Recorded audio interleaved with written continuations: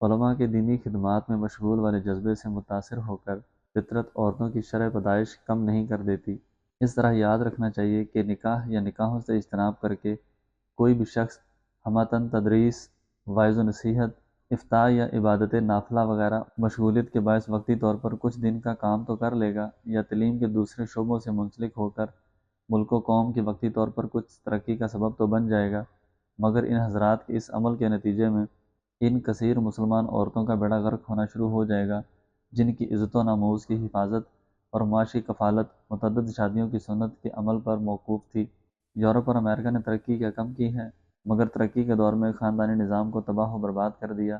بلوغت سے لے کر موت تک ایک ایک عورت سینکڑوں مردوں کی ہوس کا نشانہ بنتی ہے، مگر عزت کے ساتھ بیوی بنا کر رکھنے اور پھر ساری زندگی خود اس عورت کی اور اس سے پیدا ہونے والی اولاد کی باعزت کفالت کے لیے کوئی مرد تیار نہیں ہوتا۔ یاد رکھیے، فطرت کسی کے ذاتی جذبات سے بالکل متاثر نہیں ہوتی۔ اب کسی قوم کے علماء اگر یہ سوچ کر ایک بیوی پر قناعت شروع کر دیں کہ اس صورت میں ہم اطمینان قلب کے ساتھ دین کا کام کر لیں گے، تو اگر فطرت ان حضرات کے اس جذبے سے متاثر ہو کر ان کی قوم میں بلکہ ان کی اپنی ہی اولادوں میں عورتوں کی شرح پیدائش کم کر دیتی، تو پھر تو اس جذبے سے ایک بیوی پر قناعت کیے رہنا شاید کچھ اچھا کام ہوتا، مگر ایسا ہوتا نہیں، اور فطرت ایسے جذبات سے زیادہ متاثر ہوئے بغیر عورتیں اسی حساب سے پیدا کرتی چلی جاتی ہے جس حساب سے ان سے مردوں کے دل میں عورتوں سے نکاح والی رغبت رکھی، کیونکہ فطرت کا دعویٰ ہے ہم نے ہر چیز کو ایک اندازے سے مناسب مقدار میں پیدا کیا۔ اللہ تعالیٰ اپنے اندازوں اور رسولوں میں لوگوں کی رسومات، مزاج، مہنگائی اور مصروفیات اور جذبات کی بنا پر تبدیلی نہیں فرماتے۔ کیا کبھی ایسا ہوا کہ کسی شخص کی مصروفیت کی وجہ سے فطرت نے اس سے بھوک کی خواہش اور ضرورت اس لیے چھین لی ہو کہ اس بیچارے کے پاس کھانا کھانے کی فرصت نہیں؟ بس جس طرح بھوک لگنا ایک فطری عمل ہے، اسے ختم کرنے کے لیے وقت بہرحال نکالنا پڑتا ہے، بلکہ اس کام کے لیے وقت نکالنے کو بقیہ تمام کاموں پر ترجیح دی جاتی ہے۔ بالکل اسی طرح قوم کی عورتوں اور خود اپنی آل اولاد میں پیدا ہونے والی بیٹیوں کی باعزت شادیوں جیسے اہم فطری ضرورت کے لیے وقت نکالنا بھی بقیہ تمام کاموں پر مقدم ہے، کیونکہ یہ سوچ کر شادیوں سے اجتناب کرنے والی قوم کہ کون بیویوں کے حقوق اور پھر پیدا ہونے والی کثیر اولاد کی ذمہ داریاں اپنے سر لے، اس سے بہتر ہے کہ ایک آدھ بیوی اور ایک آدھ بچے پر اکتفا کر کے اپنی کاروباری زندگی یا عبادت یا خدمت دینیہ میں اطمینان قلب اور سکون سے مشغول رہنا چاہیے۔ چنانچہ اس جذبے سے متعدد شادیوں سے کرنے والی قوم جس کی بیٹیاں کثرت سے ہو جائیں تو ایسے لاکھوں افراد کو بچیوں کی شادی کی فکر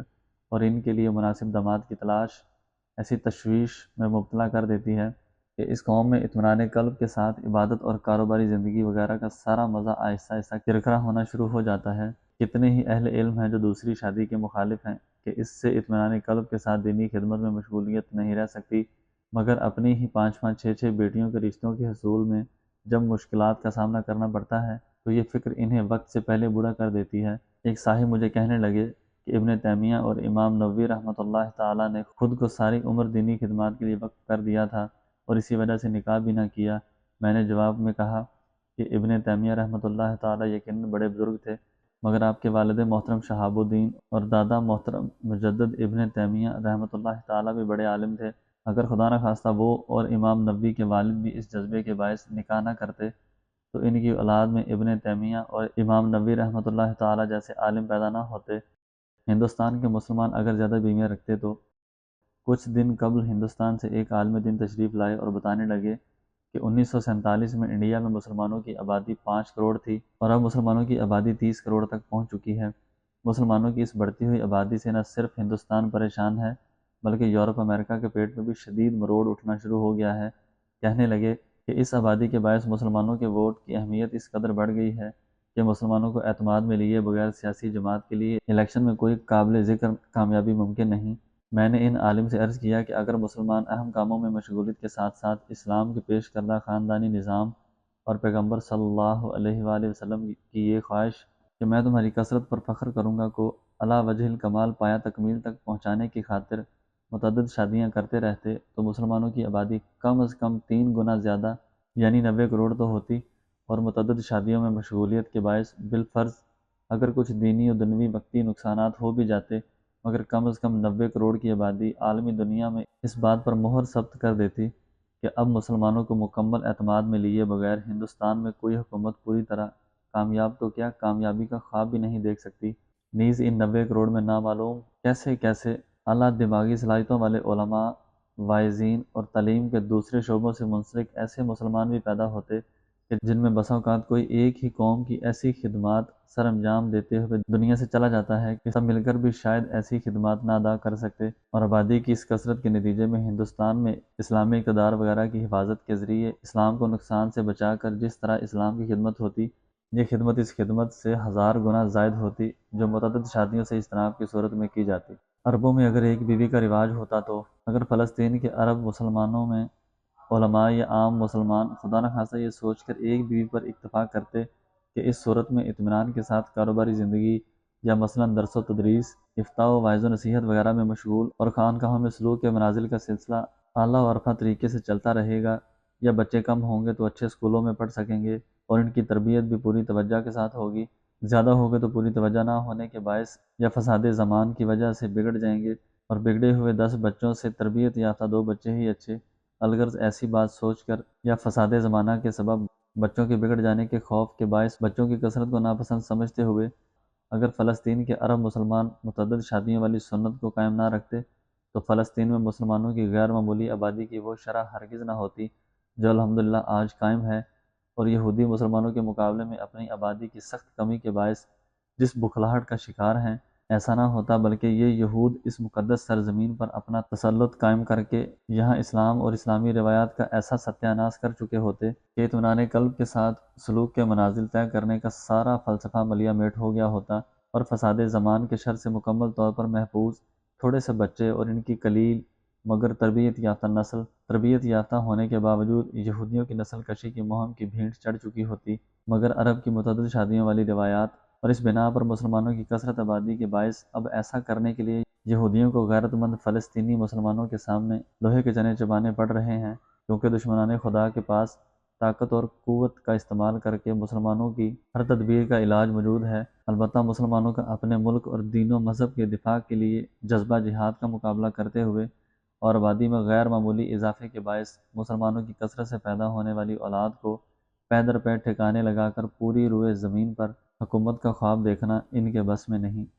ایک پادری کا اعتراف یہود و نصارہ عربوں کی دھڑا دھڑ شادیوں اور ان پر ہونے والی ان کی کثیر اولاد سے کتنے پریشان ہیں، اس کا کچھ اندازہ پادری نوید ملک صاحب کی درج ذیل تحریر سے لگائیں۔ پاکستان کے یہ پادری صاحب اپنی دینی خدمات کے باعث امریکہ کی 2 یونیورسٹیوں سے 2 مرتبہ اعزازی ڈگریاں لے چکے ہیں اور اہل کلیسا کی طرف سے انہیں 16 ایوارڈ مل چکے ہیں۔ اپنی کتاب گردن پر لہو، جس میں انہوں نے عیسائیوں کو بہت جھنجھوڑنے اور بیدار کرنے کی کوشش کی ہے، اس کتاب میں عیسائیت کو درپیش چیلنج کا عنوان قائم کر کے لکھتے ہیں: پہلا بڑا چیلنج، ہمارے وطن عزیز میں 99% لوگ مسیح نہیں، لاتعداد لوگ جہنم کی نظر ہو رہے ہیں، اور یہ سب سے بڑا چیلنج ہے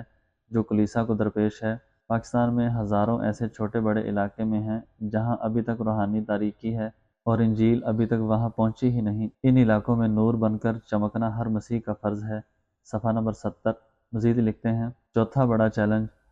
یہ کہ دین اسلام بڑی تیزی سے بڑھ رہا ہے، اور یہ کنونشن مذہب کی تبدیلی کے اعتبار سے بھی اور تعداد کی شرح کے اعتبار سے بھی بڑھ رہا ہے۔ اسلام یورپ کے ممالک میں دوسرا بڑا مذہب ہے جو نہایت تیزی سے بڑھ رہا ہے۔ یورپ میں جو کالے لوگ ہیں وہ بڑی تعداد میں مسلمان ہو رہے ہیں۔ دوسری بات یہ کہ یورپ میں مسیح کہتا ہے کہ 1 بیوی اور 2 بچے، جبکہ میرے مسلمان بھائیوں کی تعداد میں شرح پیدائش کے اعتبار سے بھی کافی اضافہ ہو رہا ہے۔ وہ سمجھتے ہیں کہ اولاد خدا کی طرف سے برکت ہے، جس وجہ سے وہ یورپ میں مسلمانوں کی تعداد میں اضافہ کرنا برکت کی بات سمجھتے ہیں، اور ممکن ہے کہ کسی وقت یورپ میں مسلمان بھائیوں کی تعداد اتنی زیادہ ہو جائے کہ مسیحیوں کو ہاتھ دھونے پڑیں۔ حدیث نمبر 3، نکاح سے دور بھاگنا پادریوں کی سنت ہے۔ ترجمہ: ابو ذر رضی اللہ عنہ سے روایت ہے کہ رسول اللہ صلی اللہ علیہ وآلہ وسلم کے پاس ایک شخص آیا جس کا نام عاقف بن بشر تھا۔ اللہ کے رسول صلی اللہ علیہ وآلہ وسلم نے ان سے پوچھا: کیا تمہاری کوئی بیوی ہے؟ فرمایا نہیں۔ پوچھا: کوئی باندی؟ فرمایا نہیں۔ رسول اللہ صلی اللہ علیہ وآلہ وسلم نے فرمایا: کیا تم مالدار بھی ہو؟ فرمایا ہاں۔ اس کے بعد رسول اللہ صلی اللہ علیہ وآلہ وسلم نے ان صحابی کو تنبیہ کے لیے جہاں دوسری باتیں فرمائیں وہاں ایک یہ بھی کہ اگر تم عیسائیوں میں ہوتے تو ان کے راہبوں میں سے ہوتے۔ پھر فرمایا: ہماری سنت اور ہمارا طریقہ تو نکاح ہے۔ اس حدیث میں اصل تنبیہ تو اس پر ہے کہ نکاح کے بغیر زندگی نہ گزاری جائے، مگر اس طرف اشارہ بھی ہے کہ نکاح سے دور بھاگنا عیسائیوں کا طریقہ ہے۔ جو جتنا دور بھاگے گا عیسائی اس سے اتنا ہی خوش ہوں گے کہ اگر کوئی 4 کے بجائے 3 شادیاں کرے تو عیسائی تھوڑا سا خوش ہوں گے کہ غنیمت ہے 4 نہیں کی، اگر صرف 2 پر اکتفا کرے تو تھوڑا اور خوش ہوں گے،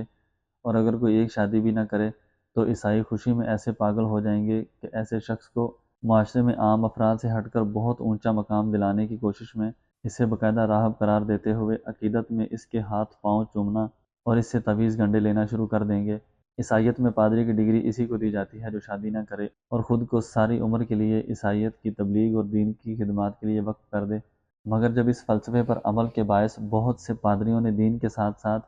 دین واریوں کی بھی کچھ ایسی اضافی اور متعدی خدمات شروع کر دیں جس سے بہت سے پادریوں کو شرم سے سر جھکانا پڑا، تو عیسائیوں کو اس قانون میں کچھ رد و بدل کرنا پڑا۔ چنانچہ سنا ہے کہ آج کل پادریوں کو شادی کی اجازت دے دی گئی ہے، مگر اس کے لیے اب بھی غالباً مستحب یہی ہے کہ نہ کرے۔ ایک تنبیہ، حدیث مذکورہ میں پیغمبر صلی اللہ علیہ وآلہ وسلم کا حضرت عقاب سے یہ سوال کہ کیا تم مالدار ہو، اس کا کوئی یہ مطلب نہ سمجھے کہ اگر کوئی شخص غریب ہے تو اسے ایک متعدد نکاحوں کی کوشش نہیں کرنی چاہیے۔ پیغمبر صلی اللہ علیہ وآلہ وسلم کا یہ سوال صرف نکاح نہ کرنے کی قباحت و شناخت کو مزید بڑھانے کے لیے تھا کہ مالدار شخص کو نکاح میں رغبت زیادہ ہوتی ہے